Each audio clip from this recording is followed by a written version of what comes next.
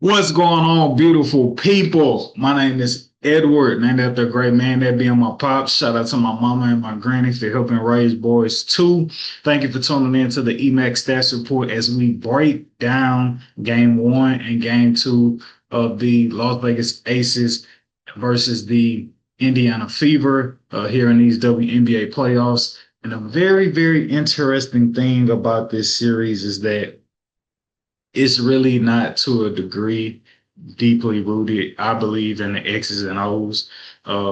It's very simple. It's very, very simple formula to if you're the Indiana Fever, what you need to do to give yourself a chance to win. And if you are the Las Vegas Aces, what you need to do to give yourself a chance to win. And so to get into it, we'll just take a look at the Aces' first five games of all the games they played thus far here in the playoffs, and I'm gonna just run off Asia Wilson's points to you each game, and we'll break down the pattern and how it's connected to a long-standing all-time record that she has. All right, game one.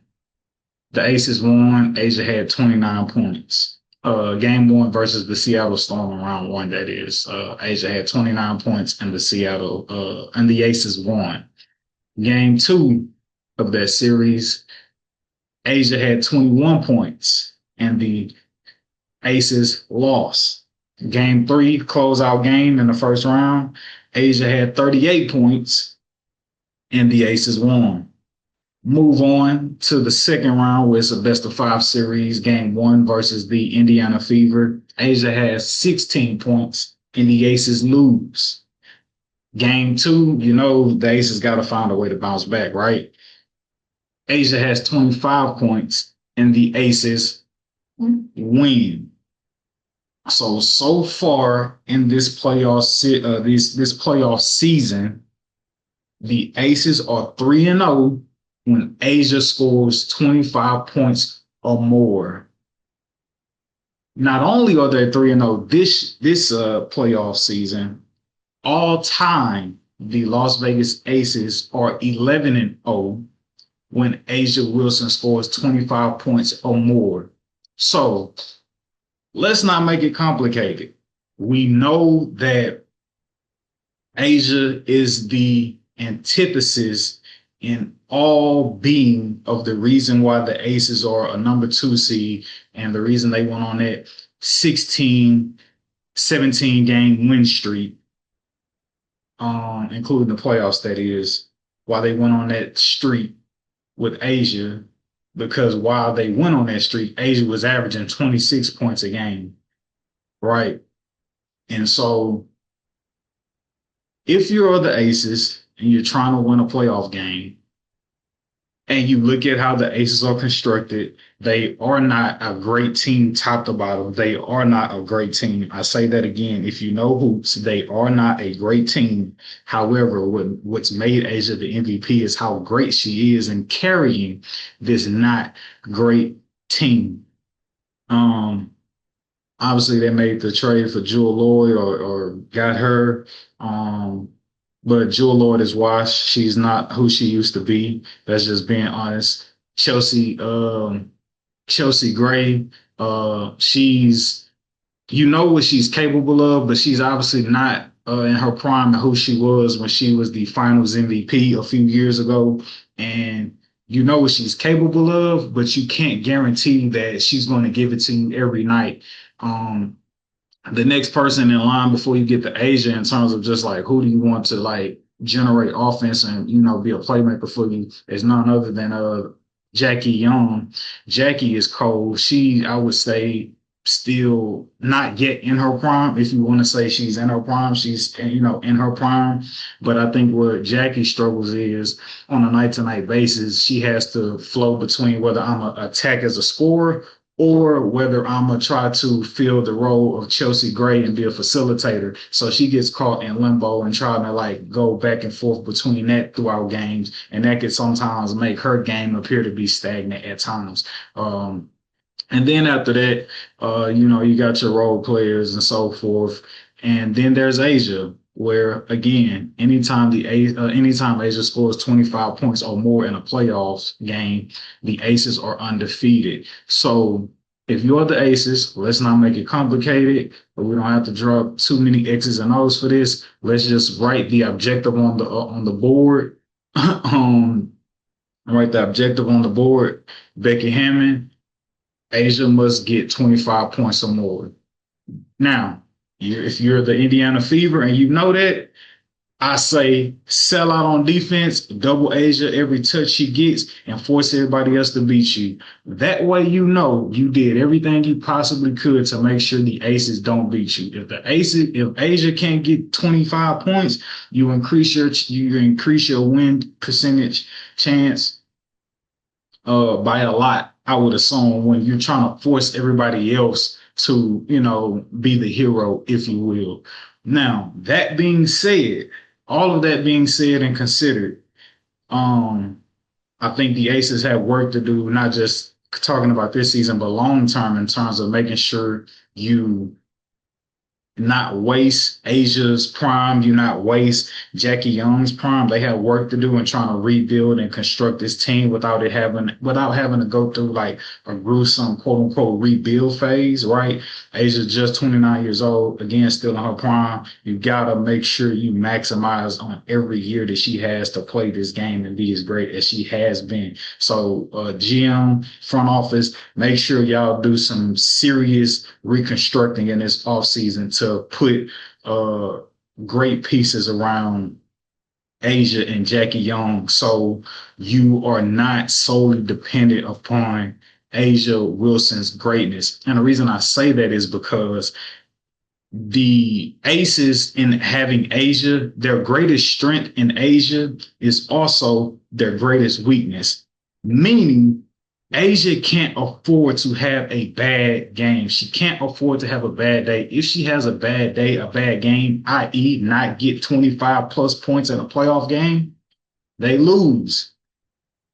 Asia gets 21 points in game 2 of the Seattle series, they lose. Asia gets 16 points in game 1 of the Fever series, they lose. And she's getting she's getting double doubles, right? 21 and 13, that's a great game. 16 and 13, that's a great game, right? But it's all for nothing because you're not being big enough superhero as we need you to be for us to have a chance to win these games with you getting at least 25 points per game. So again, their greatest strength in Asia is also their greatest weakness because they're too Asia dependent. And Asia, again, as much of a superwoman she is, she's entitled like everybody else, every other athlete to have a bad game. And you definitely do not want those bad games to come at the most crucial, pivotal moments in a playoff series, i.e., an elimination game, or you trying to protect home court advantage to avoid giving it away and having to go on the road maybe in the finals. I think they find a way to beat the Fever. I don't think that's breaking news to say that they beat the Fever in this series.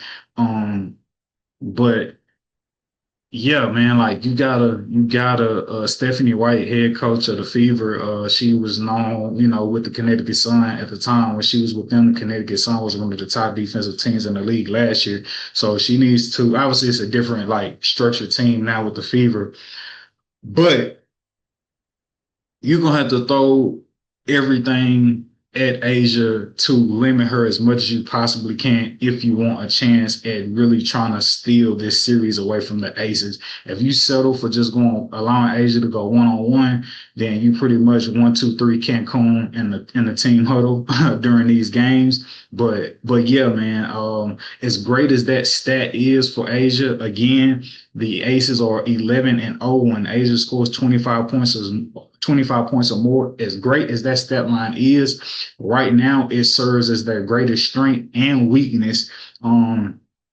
because everything is placed on the back of Asia Wilson, and you just don't want her to have a bad game at the most unopportune time, and she can't turn to any of her teammates to rescue her, given if she has a bad game throughout the rest of this playoffs. Like I said, I believe Jackie Young is in her prime and more than capable of being an elite scorer and somebody that you could turn to be like, your saving grace or be the Robin to your Batman, if you will. Um, but she's caught in limbo with having to assume the responsibility of like being a facilitator also too, and that could sometimes be hard. We watch somebody like James Harden in the playoffs where it's like you want James Harden to be aggressive, you want James Harden to be a regular season James Harden, and then like he gets a bad rap for like quote unquote not being aggressive, but he got like 8, 9 assists, and it's just like, well, damn, I'm trying to make sure my teammates involved, and so you see players like James Harden struggle with that. And I think sometimes that can be a tendency for Jackie Young, with Chelsea Gray not being her who she once was, to be able to play heavy minutes and to be able to like constantly like just work the offense. Like I say, you see her, Chelsea Gray and Jackie Young going back and forth with those facilitating responsibilities. But yeah, Fever sell out on defense. Like I said, Asia, she had 16 points in game one. Y'all found a way to steal that game on the road. So y'all now are going back, y'all going home for game three on Friday. I know y'all gonna have the crowd on y'all side, home court advantage. Sell out on doubling Asia every possession to give yourself a fighting chance. Do not allow her to go one-on-one at any given moment. When she land in Indiana, she probably already there. Y'all need to be at the hotel that she's staying in, ready to guard her. That's how serious it needs to be with y'all trying to stop Asia. And if you Becky Hammond, you need to, like I say, you need to preach unto Jackie Young, hey, be aggressive for us so we could give Asia a break. And yeah, and as well as like the organization for the all season, like, hey, let's bring in some help for Asia immediately because we're not gonna really get far, and more than likely we're just gonna run her into the ground with her being able to stuff the stat sheet, but not being able to compound her accolades on top of it with championship trophies. So yeah, man. Like I say, it's simple. We ain't got to make this breakdown for this series rocket science. Asia get 25 points or more. The Aces, they going to secure the dub. If they don't, and you're the opposing team, you got a better chance at beating them limited Asia to 25. If there are any X's and O's within this game that y'all see or y'all notice that y'all like may want to explore to talk about, share with me in the comments. But like, yeah, I'm not thinking too hard about this series. It's Asia versus everybody. It's that simple, man. It's that simple. But yeah, thank y'all for tuning in to the Emcstats report. Make sure you hit the notification button for more WNBA content and post game breakdowns to come throughout the rest of this playoffs, throughout the rest of these playoffs. And also hit the notification for other content, for the podcast content. Go to the podcast, the Respect the Game podcast channel on that YouTube channel, and make sure y'all subscribe and check out the content there. And I'm gonna keep feeding it to y'all day by day, week by week, month by month, year by year. Love you, beautiful people. Thank you for tuning in to the Emcstats report. I will see you on the next report.